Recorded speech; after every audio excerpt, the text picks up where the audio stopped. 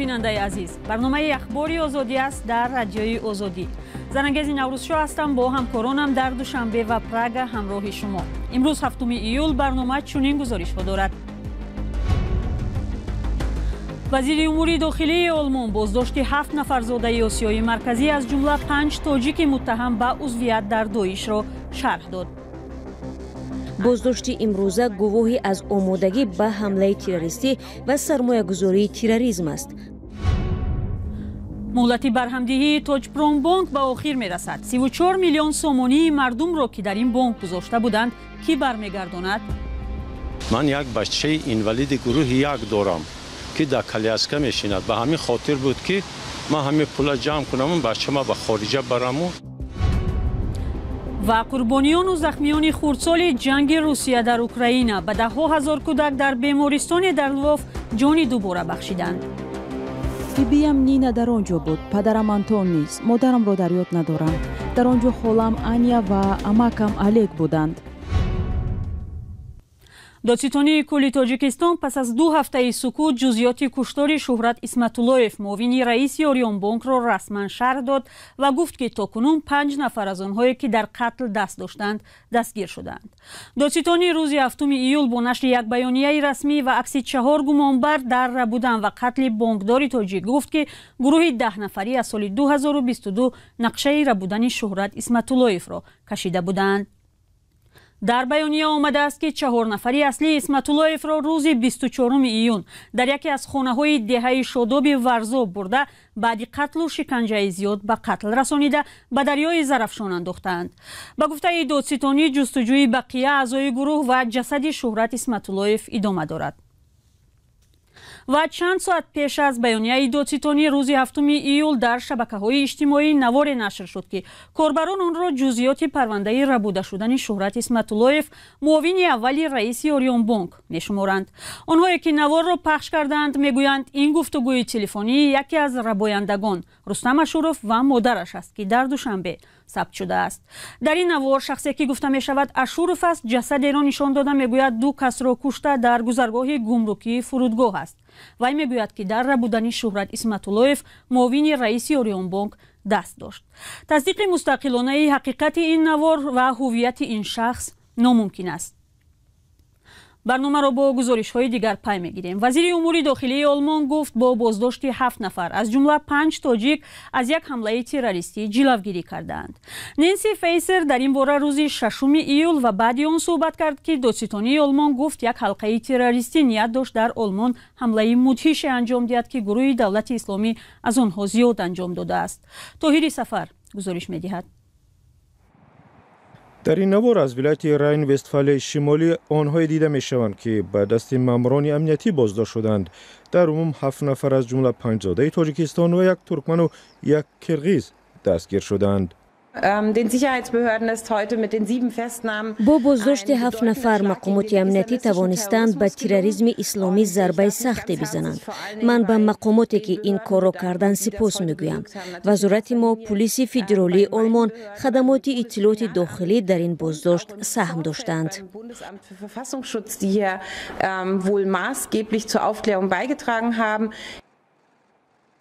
با گفته دادستانی آلمان، گروه زادگان آسیای مرکزی ماه ایون سال 2022 یک حلقه تروریستی تشکیل دادند، هدف حمله می جستند و در پی خریدی اسلحه بودند، اما نقشه خاصی حمله نداشتند. به غیر از شهروندی قرقیزستان، بقیه از ماه اپریل سال 2022 برای گروه دولت اسلامی پول جمع کرده و بعضای آن در خارج فرستادند. به قول مقامات آلمان، افشا شدن گروه بیانگر باقی ماندن خطر گروه دولت اسلامی است. آنگونه که بازداشت امروز نشان داد، تهدید تروریسم اسلامی همچنان زیاد است. بازداشت امروزه گواهی از آمادگی به حمله تروریستی و سرمایه‌گذاری تروریسم است. هدف ما محروم کردن سازمان‌های تروریستی از سرمایه میباشد. دادستانی آلمان از 5 تاجیک بازداشت شده در این کشور محمد شجاع، نوریدین، شمشاد، سعید، ربانی نام برده است. دادستانی آلمان گفته است گمانبر شده ها به احتمال زیاد بعد حمله روسیه به خاک اوکراین وارد آلمان شدند. مقامات تاجیکستان رسما خبر را شرح ندادند، ولی در گذشته چند شهروند دیگر تاجیکستان در آلمان با اتهام تروریسم بازداشت و یا زندانی هم شدند. даҳо муштарии Tojpronbank ки бо гузашти чандин сол ҳанӯз натавонистанд амонатҳои худро пас бигиранд, ҳоло аз он нигаронанд ки эҳтимол дигар ин пулҳоро нахоҳанд дид. баъди камтар аз як моҳи дигар муҳлати барҳамдиҳии Tojpronbank ба охир мерасад. масъулини бонк ваъда доданд ки бори дигар муҳлати тамдиди барҳамдиҳии бонкро дархост мекунанд. тафсилоти бештар дар гузориши Алишер Зарифӣ ва Амир Исоев. хабари пурра барҳам додани бонк ташвиши муштариёни Tojpronbankро бештар кардааст. онҳо нигаронанд ки дар ниҳоят бонк комилан баста мешавад ва амонатҳояшон дигар бозпас дода нахоҳад шуд. ман як бачаи инвалиди гурӯҳи як дорам ки дар коляска мешинад. ба ҳамин хотир буд ки ман ҳамин пула ҷамъ кунаму бачама ба хориҷа бараму табобат кунам. афсӯс ки ин хел нашуд. 101,000 сомонам дар ҳамин ҷо ҳаст, гирифта наметонам. ин мард солҳост барои бозпас гардонидани амонатҳояш саргардон аст. аз сӯи Tojpronbank моҳе ба онҳо 500 сомонӣ дода мешудааст ки ба ҳисоби худаш шояд бо ин маблағ дар 20 сол пасандозаш бозпас гардонида шавад. тақсим кунанд агар майда бо ягон 20 сол ба мерасад. чанд бор омадаги журналист омадаги будан гап задем ва ҷош намеҷомад ягон кор. тибқи иттилои расмӣ зиёда аз 200 муштарӣ то ҳол натавонистанд 34 миллион сомонии худро бозпас гиранд. мушкилоти асосии барнагардондани пасандозҳо ин барнагаштани қарзҳо ҳаст. Tojpronbank бисёр қарзҳо пеш аз тарафи Tojpronbank дода шуда буд. аз он ҷумла қарзҳои калон ҳам ҳастанд дар сандуқи қарзӣ. мутаассифона бар намегарданд. баргардондани қарзҳо бениҳоят мушкил аст. аз ҳамин сабаб мо пасандозҳои мардумам ба пуррагӣ баргардонда дода наметавонем. муштариён мегӯянд пасандозҳояшон аз ҳисоби фурӯши дороиҳои бонк бояд баргардонида шавад. дар бонк таъкид намуданд ки дар умум дороиҳои Tojpronbank 150 миллион сомониро ташкил медиҳад, вале дақиқ посух надоданд ки пули муштариёнро чӣ гуна бармегардонанд. мушкили бозпас гардонидани пули амонатгузорон дар соли 2016 доғ шуд. дар он замон Tojpronbanku Fononbank ва Tojik Sodirodbanku Agroinvestbank бо мушкили пардохтпазирӣ дучор шуданд. мақомот ин бонкҳоро расман муфлис эълон кард.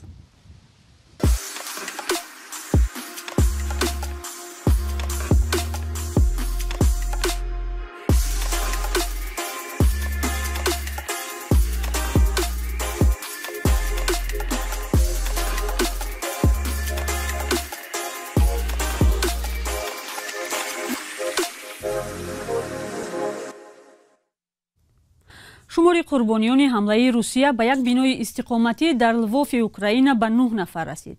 42 каси дигар аз ҷумла 3 кӯдак ҷароҳат бардоштанд. дар маҷмӯъ аз оғози ҳамлаи Русия ба Украина 60,000 кӯдаки украинӣ дар аввалин иттиҳодияи тиббии Лвов табобат гирифтанд. гузориши Садои Амрикоро дар бораи яке аз ин кӯдакон Шаҳлои Гулхоҷа пешниҳод мекунад. ин навор тобистони соли 2022 сабт шудааст. Вероникаи 9сола новобаста ба дарди сахт бо кӯмаки пизичк Сергей Худа барои ҳаракат додани дасташ кӯшиш дорад. ӯ бо ҳамроҳии оилааш дар паноҳгоҳи зеризаминӣ қарор доштанд. ба нақли шоҳидон дар ин паноҳгоҳ снаряди танк таркидааст. тирпаронӣ моҳи апрели соли 2022 дар Вухледар, як шаҳраки вилояти Донбасс рух дод. хонаводаи Вероника ки 9 нафар буданд, аз таркишҳо дар таххонаи як бинои истиқоматӣ пинҳон шуданд. ҳангоми ҳамла бобову бибияш ӯро муҳофизат мекарданд. падару модар, бибиву бобо, амма ва амакҳояш ҳама кушта шуданд. Вероника ягона касе буд ки зинда монд. бибиям Нина дар он ҷо буд, падарам Антон низ, модарамро дар ёд надорам.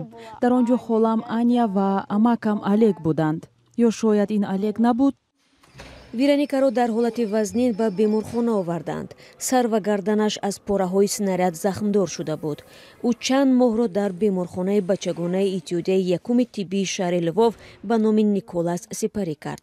роҳ гаштан, дастро ҳаракат додан ва табассум карданро аз нав ёд гирифт. иттиҳоди якуми тиббии лвов як қатор беморхонаҳоро дар бар мегирад ки дар ақибгоҳи Украина ба бузургтарин маркази тиббӣ табдил ёфт. Аз замони оғози ҷанг онҳо маркази тавонбахшӣ ва шӯъбаи барқарорсозии кӯдаконаро боз карданд. Снежана Шмихелюк, яке аз ҳамшираҳои Шафқат, аз Вероникаи осебдида чунин ёд меорад. ӯ ҳар саҳар омадани маро интизор мешуд. вақте мо мерафтем гирья мекард, чун ҷое барои баргаштан надошт. барои ӯ гуфтани он ки мо ба хона меравем душвор буд. пас аз як соли муолиҷа ва барқароршавӣ, Вероника пайваста ба беморхона барои хабаргирии наҷотбахшон меояд. ҳоло ӯ дар оилаи фарзандхоншуда ба сар мебарад ва ба мактаб меравад. як соли пеш ҳатто тасаввур намекард ки метавонад ба зиндагии муқаррарӣ баргардад. ман дар ин ҷо бисёриҳоро мешиносам. инҳо дӯстони мананд. имрӯз барои ман беҳтарин рӯз аст. Вероника яке аз 350 кӯдаки сахт осебдидааст ки табибони Лвов аз замони ҳамлаи Русия ба Украина аз марг наҷот доданд. Пизичк Сергей Худа ҳамаи онҳоро дар хотир дорад. ман ҳеҷ гоҳ фаромӯш намекунам. ҳамаи онҳо як ҷузъи ҳаёти мо шуданд. Игор Кошевка, муовини раҳбари шӯъбаи барқарорсозӣ мегӯяд, иттиҳодияи якуми тиббӣ кӯшиш дорад барои харидани таҷҳизот $950,000 ҷамъ намояд. қаблан мо дар як сол ба барқарорсозии 600 нафар бемор мусоидат мекардем. ҳоло бо шарофати васеъшавӣ ҳудуди 1200 беморро фаро мегирем. тибқи иттилои созмони ЮНИСЕФ, аз замони оғози ҳамлаи Русия дар моҳи феврали соли 2022 беш аз 1000 кӯдаки украинӣ маҷрӯҳ ва 525 нафари онҳо кушта шудаанд. бармегардем ба Тоҷикистон. бо вуҷуди афзоиши сохтмони биноҳои истиқоматӣ дар чанд соли ахир харидории хона ҳамоно барои бисёре аз оилаҳои ҷавон дар Тоҷикистон орзуи дастнорас боқӣ мемонад. бехонагӣ мушкили рақами яки аксар ҷавонон аст. ҳоло киҳо тавони хариди хонаро доранду нақши давлат дар таъмини сокинон бо хона то куҷо назаррас аст? ҳамкорони мо дар душанбе аз роҳгузарон пурсиданд ки оё зурашон ба харидани хона мерасад? برای چی کار میکنه؟ معاش نمیرسد چی کار؟ معاش نمیرسد. خانه را ارزان کنم. خانه بسیار شده قیمت ندارم هیچی کم بودیم باز بین. خیلی ما هیچی ای زندگی خانه خیلی سکسی و خود را میتونیم زور ما نمیرسد. با فکرتون در همین حالت دولت چی کار کند؟ یاردم کند یا کی چی؟ یاردم کند بونس. یاردم نمیکند. خود با یارا نگاه کرده کم بغلور هیچ که نگاه نمیکند. برای خصوصا ما خریدن خانه دشواره. برای که گرچنده که کار می‌داریم شرایطی کارکنی هست لیکن مبلغ نیست که ما خانه خریم. نمیشه خیلی شرایط وجود نداره. در این حالت مقامات باید چیکار کنند؟ خیلی کاری مقامات نمیدونن. خانه ارزان شون. خانه ارزان شون. کردیتیان. بهتر از کردیتیان. برای ما آسان میشه. خب یک جای نمی یک کار میکنه 1000 سومایلیک میگیره یک جای دیگه خونه میخره. در کدام حالت میشه خونه خریدن؟ خیلی اک نمیدونم بسیاری کار کنن اویله ده همه کسا سرجمونه اگر جمع کنن ممکن همون حالت ده خونه خریدن ممکنه ده. کار میکنیم لیکن زور ما به خریدن خانه نمیرسه. همین فایزی پستر قطعی اگر شود دادن کردیت برای خانه گرفتن ممکن امکانیت باشد. این مخصوص با معاش؟ نه معاش پست است. سنده سیسی پیسه میگیرم معاش نداره. با فکر شما برای همین آدمایی که امکان خانه خریدن نیست چی دولت چیکار کند باید؟ لیاش باشه یاردم کند. من 7 فرزند دارم من ندارم میکنم.